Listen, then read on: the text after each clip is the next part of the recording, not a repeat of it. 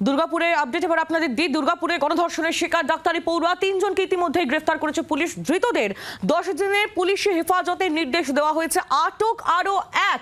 Police সূত্র মারফত যে খবর পাওয়া যাচ্ছে, যে সহপাঠীর সঙ্গে মেডিকেল কলেজ ক্যাম্পাসের বাইরে গিয়েছিলেন নির্যাতিতা, তার সঙ্গে শারীরিক সম্পর্ক হয়েছিল। তারপর বাইরের 5 যুবক তাদের দেখে নেওয়ায় ব্ল্যাকমেল করে, টাকা এবং মোবাইল ছিনিয়ে নেয়, এমনটাই পুলিশ সূত্রে দাবি।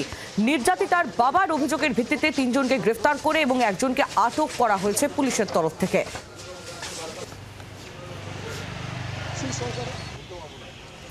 দুর্গাপুরের ঘটনা আপডেট আপনাদের দিচ্ছে এই নীতি মতো।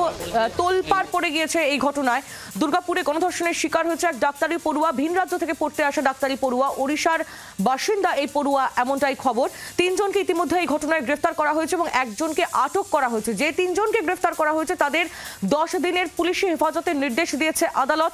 পুলিশ সূত্র মারফত খবর পাওয়া যাচ্ছে, যে সহপাঠীর সঙ্গে মেডিকেল কলেজ ক্যাম্পাসের বাইরে গিয়েছিলেন ওই নির্যাতিতা, তার সঙ্গে তার শারীরিক সম্পর্ক হয়েছিল এবং 5 জন যুবক তা দেখে নেওয়ায় তাদের ব্ল্যাকমেল করা শুরু করে, তাদের টাকা মোবাইল ছিনিয়ে নেয়, এমনটাই পুলিশ সূত্রে দাবি।